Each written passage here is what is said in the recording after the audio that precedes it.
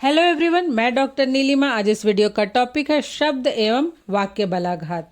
Topic पर चर्चा करने से पहले मैं ये बता दूं कि बलाघात के लिए मैंने डिटेल में एक वीडियो बना रखा है जिसमें बलाघात क्या है, उसका अर्थ, परिभाषा, महत्व, बलाघात के नियम तथा बलाघात शिक्षण में शिक्षक की भूमिका का वर्णन किया है। आप चाहे तो प्लेलिस्ट में उस वीडियो को जाकर देख सकते हैं।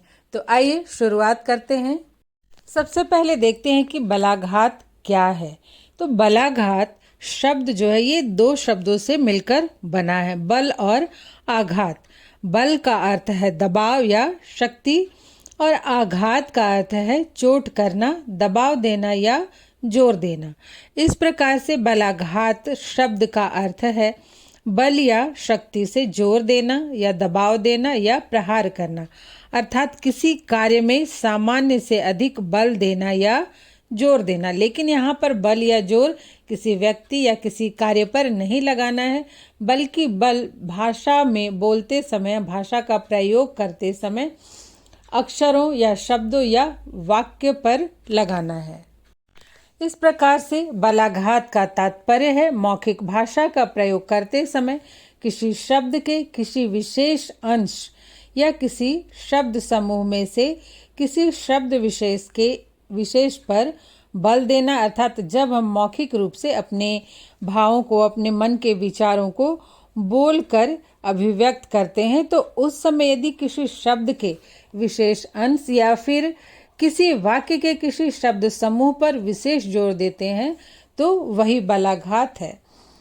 क्योंकि जब भी हम अपने विचारों को बोलकर अभिव्यक्त करते हैं तो हम वाक्य के प्रत्येक अक्षर या शब्द पर एक समान रूप से बल नहीं देते हैं, बल्कि बोलते समय किसी वाक्य के किसी शब्द या ध्वनि पर अधिक बल देते हैं और कुछ ध्वनियों एवं शब्दों पर कम बल देते हैं।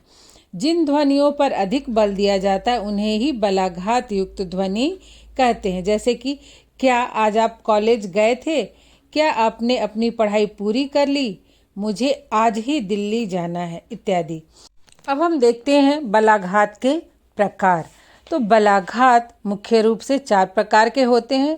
नंबर 1 है ध्वनि बलाघात, 2 है अक्षर बलाघात, 3 है शब्द बलाघात और 4 है वाक्य बलाघात। यहाँ पर हम शब्द और वाक्य बलाघात को समझने का प्रयास करेंगे। सबसे पहले हम देखते हैं शब्द बलाघात को। बोलकर विचार करते समय जब हम वाक्य के किसी शब्द विशेष पर जोर डालकर बोलते हैं या किसी शब्द विशेष पर बल डालते हैं तो वह शब्द बलाघात कहलाता है। इस बलाघात से वाक्य के अर्थ में परिवर्तन हो जाता है।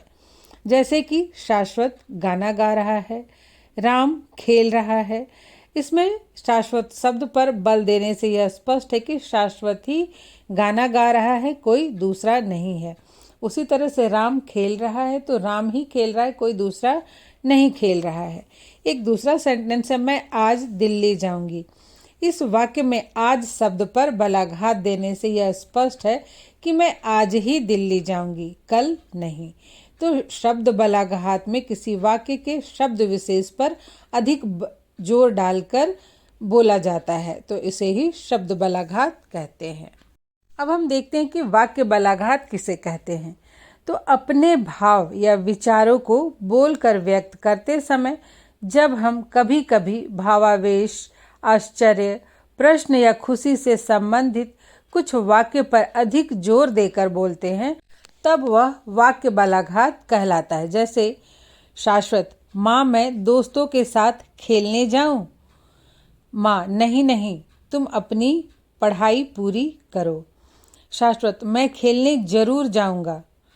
माँ तुम्हें मेरी बात नहीं माननी तो चले जाओ मेरे सामने से। जैसे यहाँ पर देखिए कि किसके साथ खेलने जाऊं, दोस्तों के साथ। फिर है कि तुम अपनी पढ़ाई पूरी करो, तो फिर बच्चा बोलता है कि नहीं मैं खेलने जरूर जाऊंगा, तो यहाँ पर इस वाक्य पर बलाघात है। फिर जब माँ बोलती है कि तुम्हें मेरी बात नहीं माननी है तो चले जाओ मेरे सामने से, तो यहाँ पर चले जाओ मेरे सामने से, इस पर बलाघात है।